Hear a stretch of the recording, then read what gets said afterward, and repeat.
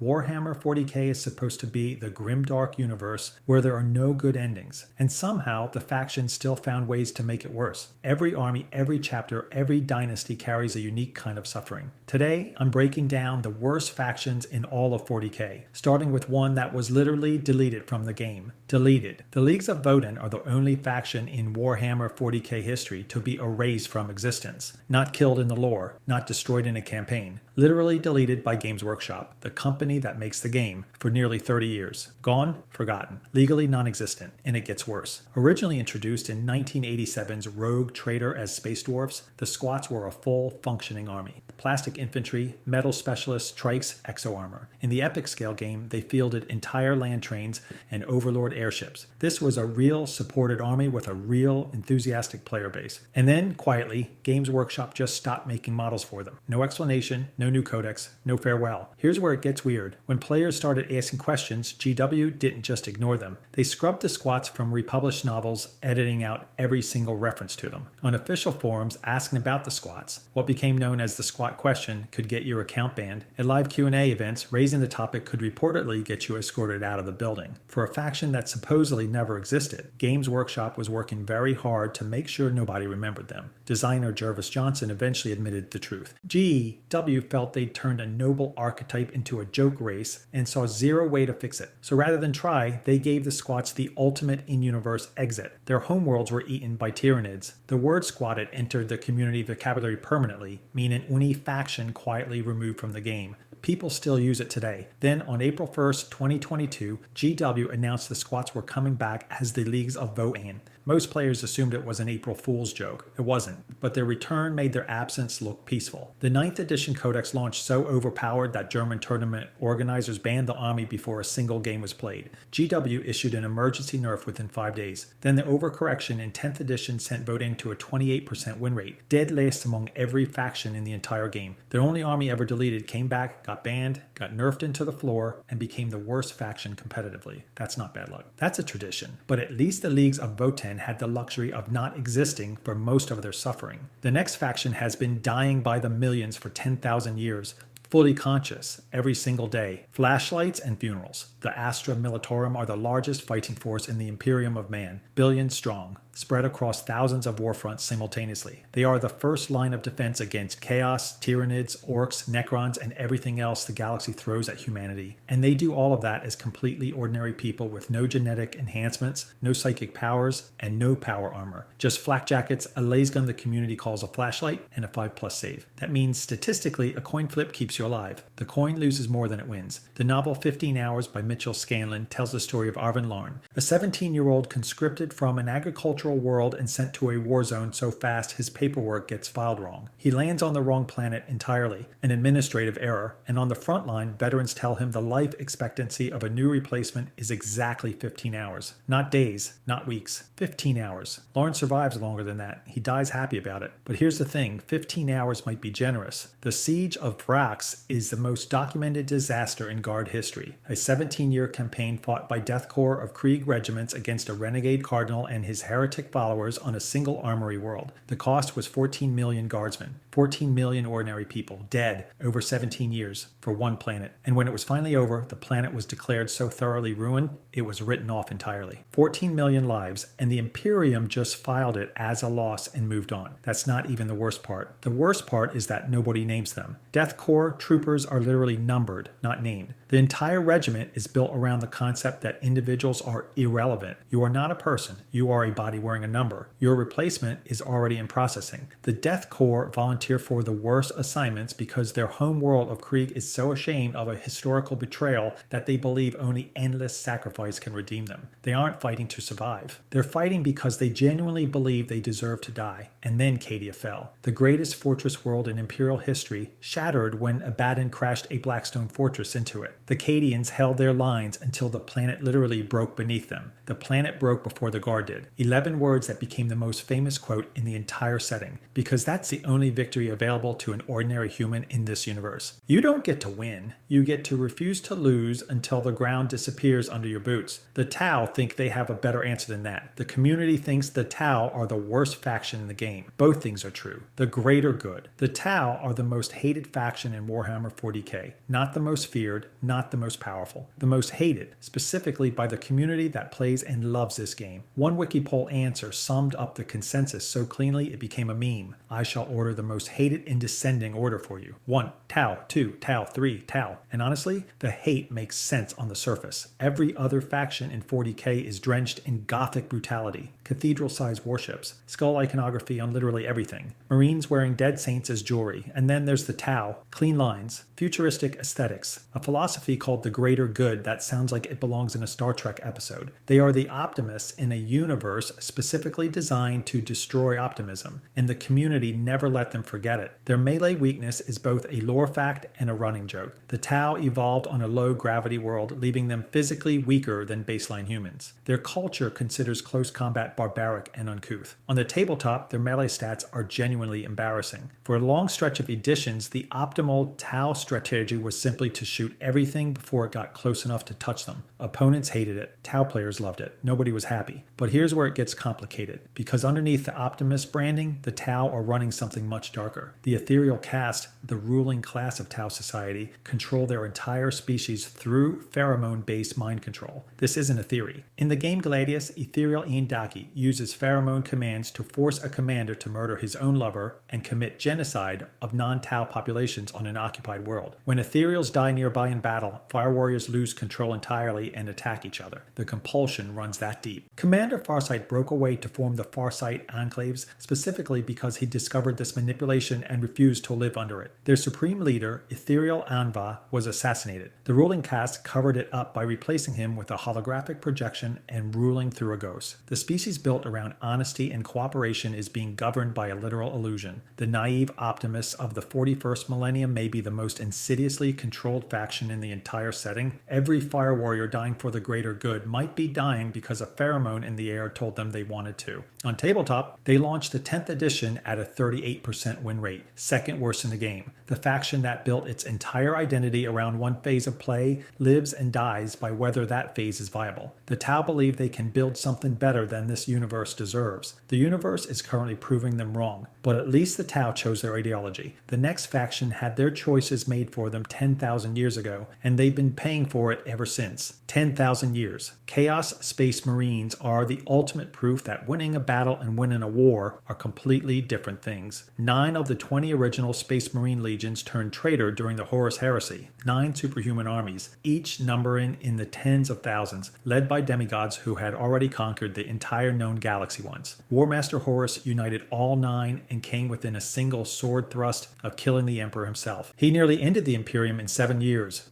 His successor, Abaddon, has been trying to finish the job for over 10,000 years. He has launched 13 Black Crusades. 13. The community's nickname for him is Failbaddon the Armless, born from his old metal model's arms, snapping off constantly at the joints. Other names include Disappointmaddon and Horus's Little Failson. For 10 millennia, the most feared Chaos Warlord in the galaxy has been the punchline to the setting's longest-running joke. Author Aaron Dembski-Bowden acknowledged it directly. The old Black Crusade lore placed every single Chaos offensive beside story after story of Imperial victories until Abaddon read as a man who couldn't win a coin toss. But the real problem isn't Abaddon. The real problem is that Chaos is fundamentally incapable of winning. The 4 Chaos gods, Khorne, Tzeentch, Nurgle, Slaanesh, are locked in an eternal war against each other called the Great Game. Their mortal followers inherit this dysfunction completely. Chaos warbands fight each other as often as they fight the Imperium. Only a handful of legions retained any real cohesion after the heresy. The rest fractured into thousands of rival warbands with 0 shared strategy and 0 shared loyalty. The inherent paradox is that the Chaos gods don't actually want Abaddon to win. Eternal war feeds them infinitely more than victory ever would. Every Black Crusade is, on some level, just the gods playing playing with their food. Here's where it gets dark. The personal fate awaiting every Chaos champion is a binary that makes every battle feel pointless. Impress your patron god enough and you ascend to Demon Prince, immortal and magnificent. Fail,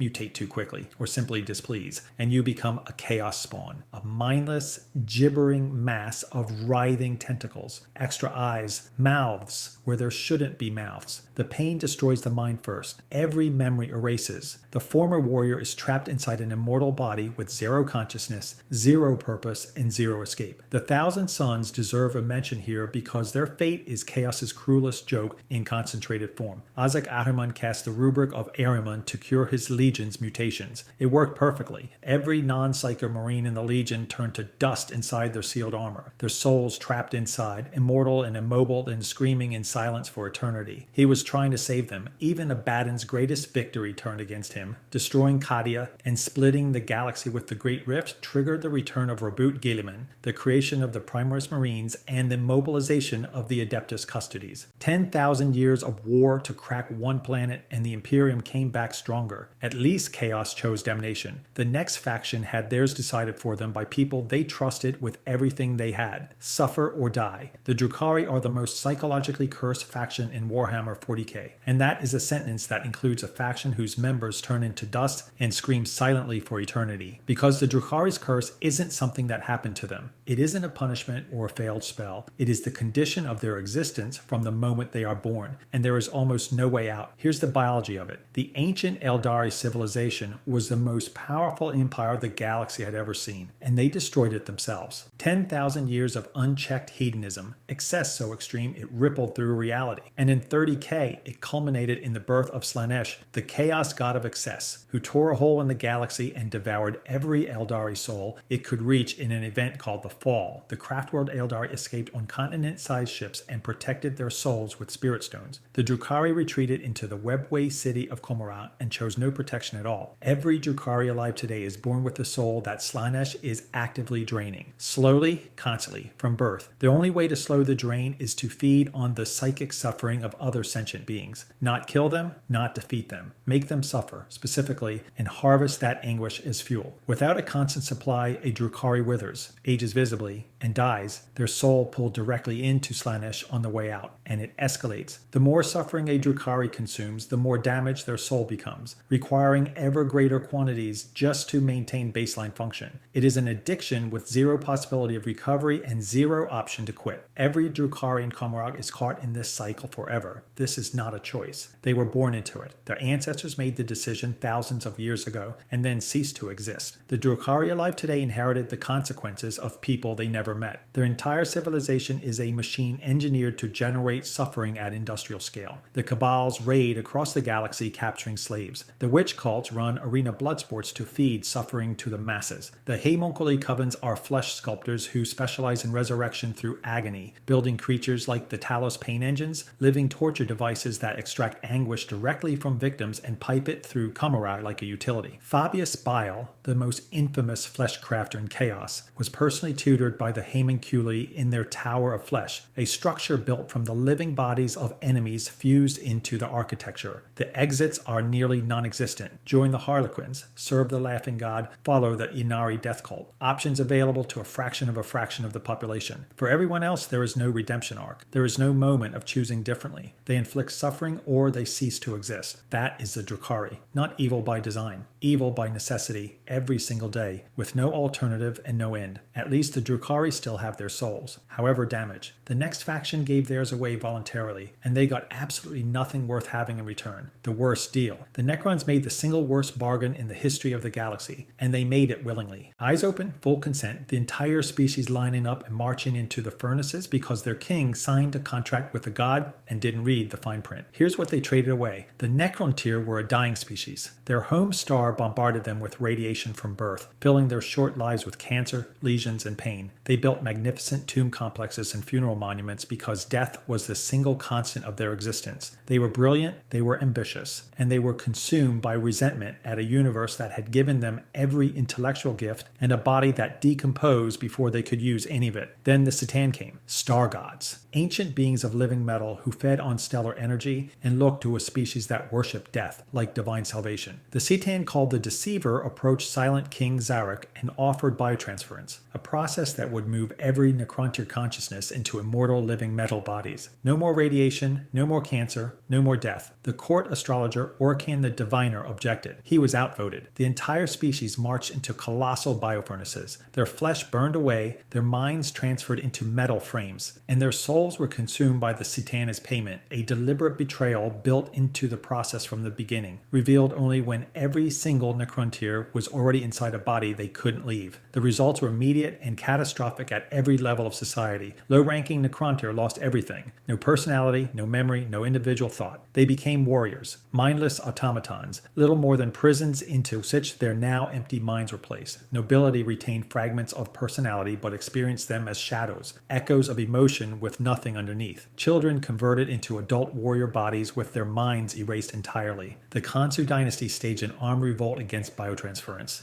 Their own prince forced them into the furnaces anyway, then spent the rest of eternity unable to forget what he'd done. Then came the secondary curses, because apparently one catastrophic betrayal wasn't enough. When the Necrons eventually revolted against the Citan and shattered them into shards, the dying Citan Landagor the Flayer cursed them on the way out. I will cast hunger through your accursed existence. I will make you like me. The Flayer virus compels infected Necrons to butcher organic beings and drape themselves in the victim's skin and flesh. They have no mouths, no digestive systems. The flesh serves zero biological function. It is pressed against plank metal faces in a desperate, futile attempt to feel something organic again. There is no cure. Entire dynasties have fallen to it. Millions of years in stasis cause further degradation. Nemesor Zandrik is so psychically damaged he genuinely believes he is still a living Necrontyr, treating space marines as fellow warriors in ancient wars he's been fighting in his own mind for millennia. His loyal bodyguard, Vargard Oberon, quietly redirects him away from reality, protecting his lord from a truth that would destroy what little remains. The Necrons are the richest beggars in the galaxy, immortal, nearly indestructible, dominant in the current competitive meta, and completely irreversibly empty. But at least the Necrons knew what they were walking into, even if they didn't understand the cost. The next faction has zero idea. They are worshipping the exact thing that will devour them, and they are doing it with their whole hearts. Star Children. Genestealer cults are the most cosmically ironic faction in Warhammer 40k. Every other faction on this list is suffering something done to them, or something they chose, or something they inherited. The Genestealer cults are suffering something they are actively, joyfully, wholeheartedly causing to themselves, and they will never know it until the exact moment it is too late to matter. Here's how it starts. A single Tyranid Genestealer stows away on a starship. It reaches a populated world, finds a victim, and infects them through what the lore calls the Genestealer's kiss, an ovipositor tongue that injects genetic material directly. The victim doesn't remember it happening, they go home, they live normally, but when they have children, those children carry the Genestealer's genes. First generation hybrids look obviously alien. The second generation is less so. The third generation barely noticeable. By the fourth generation, hybrids pass as fully human, infiltrating the Astra Militarum, law enforcement, local government, anywhere authority lives. The fifth generation produces pure strain Genestealers, and the cycle begins again. The original Genestealer becomes the Patriarch, and the Patriarch is worshipped as a god. This is not a metaphor. The Genestealer Patriarch projects a psychic compulsion across every infected hybrid in the cult, a brood mind that binds them all together into a single extended family with a single shared devotion. Members call their Patriarch their divine father. They call the approaching Tyranid Hive Fleet their star children, or their star gods, beings of light and love coming to liberate them from the Imperium's brutality. And here's the thing, the Imperium genuinely is brutal. The exploitation, the conscription, the erasure of local cultures, all of it is real. The Genestealer cults recruit from the oppressed, the forgotten, the ground down populations of mining worlds and hive city underbellies. Their revolutionary politics are coherent. Their community bonds are genuine. They run charities. They protect each other. A fully mature cult numbering in the billions is, in many ways, the most functional society in whatever world they inhabit. Then comes the day of ascension. The cult's collective psychic presence has been building for generations, a beacon pulsing through the warp. The Tyranid Hive Fleet locks onto it and arrives. The Patriarch triggers a planet-wide uprising. The cult destroys orbital defenses, massacres resistance, tears down every barrier between their world and the sky, singing because their star children are finally coming home. The hive mind descends. The brood mind is assimilated instantly. Many faithful die in that moment from pure psionic shock. The survivors are freed from psychic compulsion for the first time in their lives, some of them for the first time in generations, and they look up with their own eyes at what is actually coming through through the atmosphere. Not beings of light, not liberation. A Tyranid Hive fleet, the most efficient extinction machine in the galaxy, now turning its full attention on the world the cult just stripped of every defense. The cultists are biomass. They are consumed alongside every other living thing on the planet. The Tyranids do not distinguish between believers and heretics. They worshipped it. They died for it. They opened every door. And they were eaten the same way as everyone else. That moment of realization, looking up and finally seeing clearly, is the purest horror the 40K setting has ever produced. Every other faction on this list is suffering. The Genestealer cults are the only ones who ran toward it with open arms, which makes what comes next somehow worse, because the next faction didn't run toward suffering. They ran toward people who needed help, and the universe punished them for every single act of kindness, one catastrophe at a time, for 10,000 years. The unluckiest. Every faction on this list is suffering something specific. A bad deal, a biological curse, a doomed ideology, a structural dysfunction. There is a logic to their misery, a cause you can trace back to a single moment or decision. The Lamenters have none of that. The Lamenters are simply, comprehensively, and unanimously cursed by a universe that appears to have chosen them personally. No other faction in all of Warhammer 40K has a community consensus this total. Every forum, every wiki, every discussion thread lands in the same place. Nobody has it worse than the Lamenters. Nobody has ever had it worse than the Lamenters, and nobody tries harder in spite of it. Here's where it starts. The Lamenters were created during the 21st founding, called the Cursed Founding, in M36. The Adeptus Mechanicus attempted to improve the Emperor's gene seed and produce superior space marines. The Lamenters appeared to succeed beyond all expectation. As Blood Angel successors, they should have inherited the Black Rage and the Red Thirst, the twin genetic curses that drive Blood Angel successors to madness and blood hunger in battle. The Lamenters showed zero signs of either. They were compassionate, restrained, almost gentle by Astartes standards. They were exactly what the project promised. Other chapters trusted them less for it, not more. Genetic perfection in a cursed founding reads as witchcraft, not blessing.